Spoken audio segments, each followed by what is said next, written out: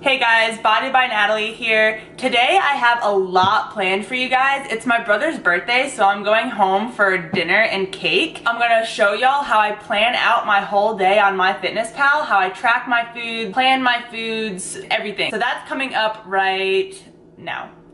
What's going on, everybody? Today is my brother's birthday. I'm going home for dinner. My dad is making barbecue ribs, corn, and beans. And cornbread. If you know that you're going out to eat somewhere, or if you know that you're gonna eat something specific one day, track that first. That way you know exactly what's gonna be there, you can plan it ahead of time, and when you get to the event, or the situation, or the party, or whatever, you already know exactly what you need to eat, because it's in your phone. It takes all the guesswork out of it, you don't need to think about anything else, just stick to what you have planned, and you'll stay on track. Here is MyFitnessPal. Don't pay attention to the numbers at the top. I don't really follow with that, but here it is. It's blank right now. My dad said he's making ribs. Typing in right here, barbecue ribs. Search that. Brings up a bunch of choices. And really, you just need to scroll through which one you think looks good. Stay away from the ones that have serving sizes like this, like one sheet, one rib portion. I don't know if you can see that. Stay away from those because you don't know what size portion that is. You don't know if it's 3 ribs, 4 ribs, 5 ribs, so don't track those. So here's an example that's not a good one to track because look at the carbs. There's only 2 grams of carbs. But you gotta think to yourself, the barbecue sauce on the ribs has carbs in it. So you're gonna be eating more than 2 grams of carbs if you're eating ribs. So I'm not gonna track that. I'm probably gonna stick with this one right here, the 3 barbecue pork ribs. So for 3 ribs, it's gonna be 18 carbs. That sounds a little bit better. 21 fat, and then 18 protein. If I want more than 3, I can go to the serving size right here, hit 1 barbecue rib, and then number of servings, I can do 3, I can do 4, I can do 5. Let's say I do 4. It makes the necessary adjustments right here for you. So I'm gonna track it just like that. My dad also said he's making beans. They're probably the barbecue baked beans if I know my dad. And these are what came up. Again, I wouldn't use anything that says 1 portion restaurant size, because you don't know how big their portion is, so you don't know how much to put on your plate. For 170 grams of beans, it's gonna be 29 carbs, 3 fat, around 8 protein, and that sounds about right. I don't really want 30 grams of carbs in beans, so I'm gonna cut this in half. When you go to dinner, you're gonna weigh all this out. So bring your food scale. If they have one there, great, but I usually just bring my food scale with me. I'm not gonna have the cornbread. I'm not sure if he's gonna have any salad or vegetables there. If he does, I'll maybe track them depending on what it is, but if it's like a salad or green beans, something like that, I don't usually track that. But if it is a salad and there's dressing, make sure to track the dressing because dressings could have hundreds of calories. So now I'm gonna track the birthday cake. I'm just gonna type in chocolate cake. See what comes up. The first one says cake, chocolate with chocolate frosting. 1 ounce of cake, which is probably like literally like that big of a portion. It's 15 grams of carbs, 5 fat, and about 1 protein. Let's say I'm gonna have a 3 ounce portion of cake. That's 46 carbs, 14 fat, and 4 protein. Here's my dinner. The ribs, the beans, the cake. It gives you the total calories, 827. Now, if you flip your phone sideways, it'll tell you the macros for just this meal. So up at the top, it's 827 calories, 85 carbs, 43 fat, 31 protein, and 4 fiber, just for this one meal. Now that one meal is already out of the way, I can go ahead and fill in the other foods that I need to eat for the day to hit my macros. Since that was a high fat, high carb meal, I'm gonna try to track protein first because protein is the #1 thing you want to hit. So for breakfast, I'm probably gonna do some egg whites because my dinner is super high fat. So eggs have fat in them, so I'm gonna probably skip the eggs this morning and just do egg whites because they're literally all proteins. 5 egg whites, that's 25 grams of protein. Spinach with that. You don't need to track the spinach. I just do that to remind me to put spinach in my egg. But you don't have to track spinach if you don't want to, because it's basically just vitamins and minerals and amazing. For lunch, I have shrimp already in the fridge. Do 3 ounces of shrimp. Cauliflower rice. Again, my dinner is super high carb, so I want to make sure I get all my vegetables in first. Asparagus with that. I have asparagus cooked in the fridge already as well. I kind of moved my phone because I don't think you could quite see what I was tracking over there. Just really quick overview. Breakfast so far: egg whites, spinach, cheese, lunch, shrimp, cauliflower rice, asparagus, brown rice. Dinner I have tracked already for my brother's birthday: ribs, beans, and cake. Snacks, I usually stick to Greek non-fat yogurt just because they're really high in protein, no fat, and then they're not really that high of carbs either. It's more of like a 50-50 split between carbs and protein. I'm gonna track this right here. So a Greek yogurt non-fat from Trader Joe's is 18 carbs, 12 protein. Now I'm gonna see what I have so far. Total, I have 1354 calories tracked so far, 131 grams of carbs, 50 fat, and 96 protein. I definitely need to get my protein up. Fat, I'm almost maxed out at. I try to stay under 60 grams, so I have about 7 or 8 grams of fat left, and for carbs, I have about 60 left because I'm trying to stay under 200 right now because I'm just trying to lose a little bit of weight. I'm trying to cut still. Since I'm really slacking on my protein right now, I'm gonna just track a scoop of protein powder. Full scoop is 31 grams. That's 1 carb, 1.5 fat, 24 protein. So that should make my protein go up a little bit. Before I even meet carbs and fat, I want to make sure that my protein is where it needs to be. So I know I have some chicken. Let's say I'll do 3 ounces of cooked chicken, that's 26 protein. And let's say maybe, I think I have some broccoli in there as well. Do that right there. So 85 grams of the broccolini are 6 carbs, 2 protein. I always like to have some carb when I eat my chicken and vegetables because eating chicken and vegetables plain literally sucks. Spaghetti, I have spaghetti cooked in the fridge, and again, I have 60 grams of carbs left to eat for the day, so again, more vegetables the better. I have some zucchini pasta in there I can mix with it. I have some marinara sauce that I can put in there as well. So, but I don't want a lot because again, you gotta look at the carbs and the fats. So maybe if I do half a serving, I think that'll be enough sauce. Now that I have that meal tracked, I'm again gonna go down here, see where I'm at. 170 carbs, 56 fat, 154 protein. So this is exactly what you want right here. You want to hit your protein, hit your fats, and carbs are the easiest thing to eat. You can find carbs in literally almost anything. I'm gonna leave the 20 grams of carbs empty right now just in case I want to eat something later, like when I'm home or something. I'm gonna leave it just like that. 1788 total.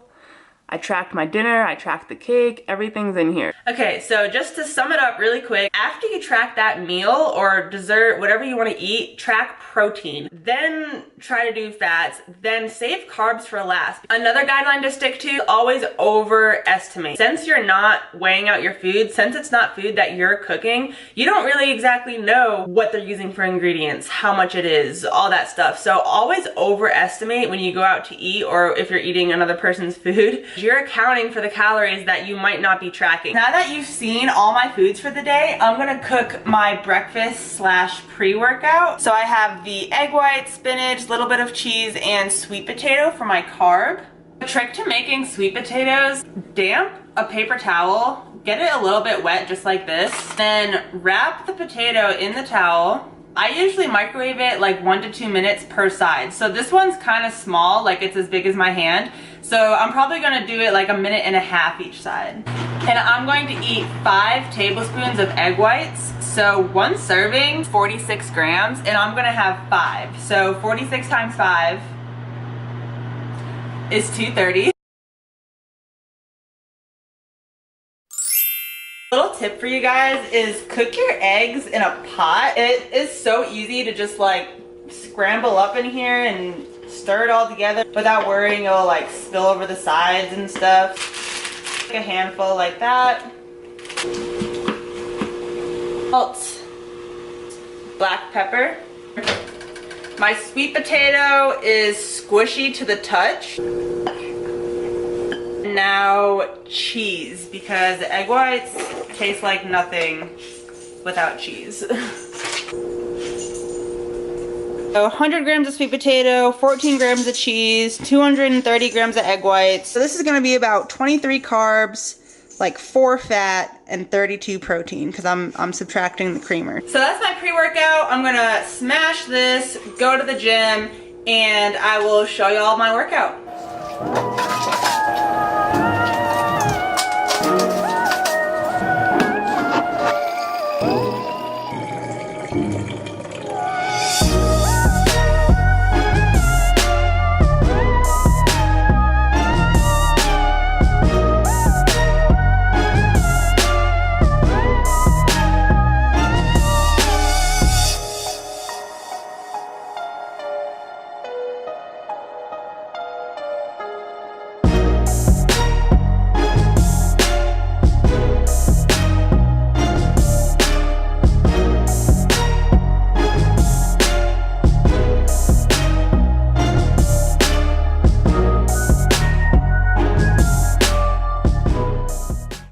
Alright everybody, as you can tell, I'm in a different outfit than what I was in before. So this is a workout from a different day.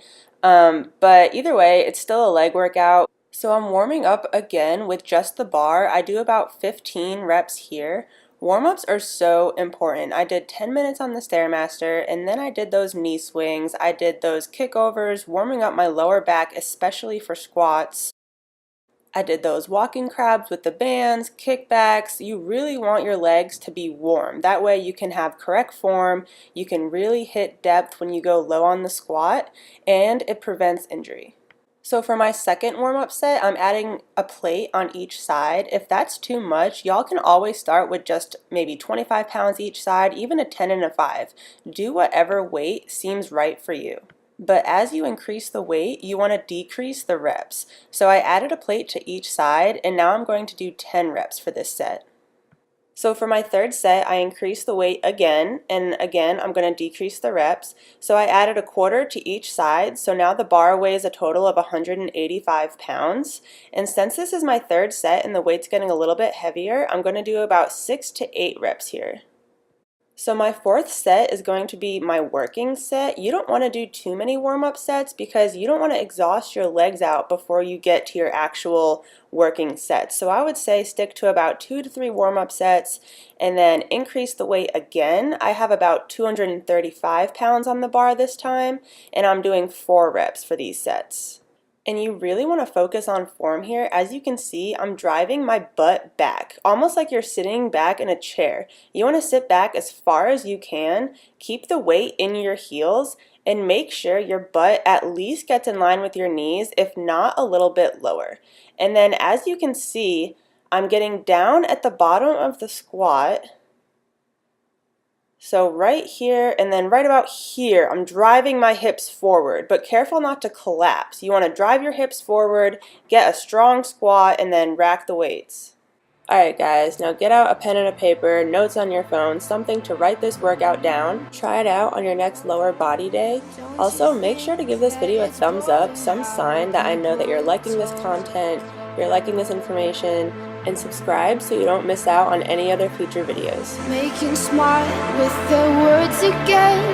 Well, I'm bored. Because I'm doing this for the thrill of it, killing it, never not chasing a million things I want. And I am only as young as the minute is full of it, getting pumped up on the little bright things I want. But I know they'll never own me.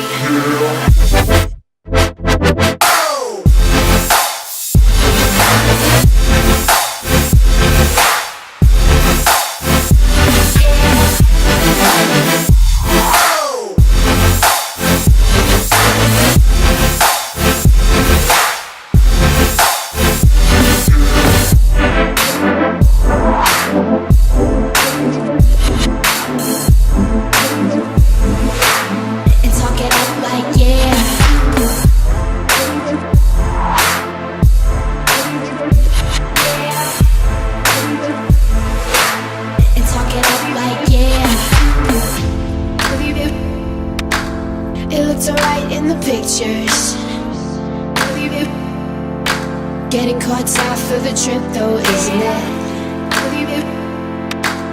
I fall apart with all my heart.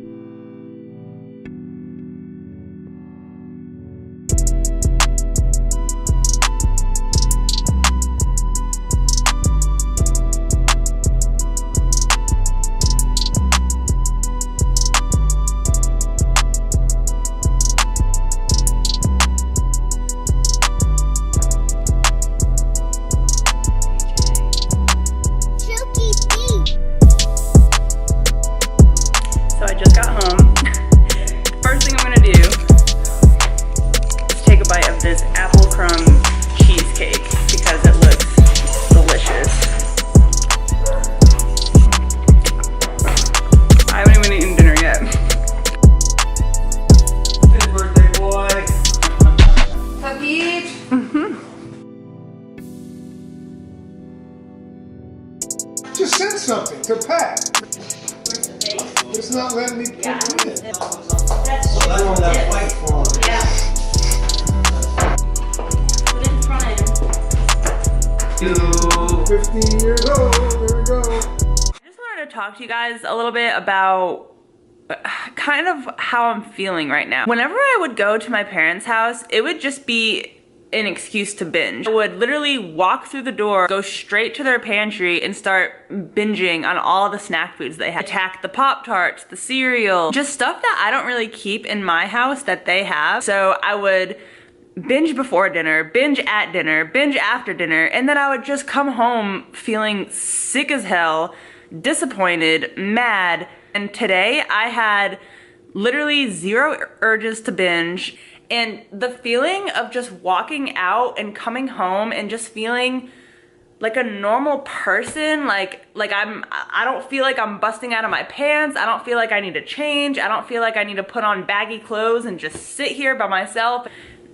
If you don't find any other reason to not binge, have this be your reason. Have it be to just feel like a normal person when you go out to an event, eat a little bit of everything, come home, and then just feel okay about it. I just felt like I had to share this with you guys because if you're binge eating right now, if you have a problem with food, if you just can't get your mind right around food, it doesn't last forever. It took me years of practice, of dedication, years of saying no to going out, to foods, to everything, for me to get to this point where I am right now and actually have control over my binges. It takes practice, it takes time, just like anything else that you want to get good at in life.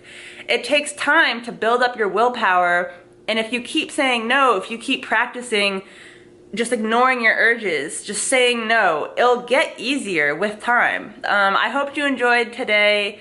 I'm gonna end the vlog here, and I will catch you in the next one.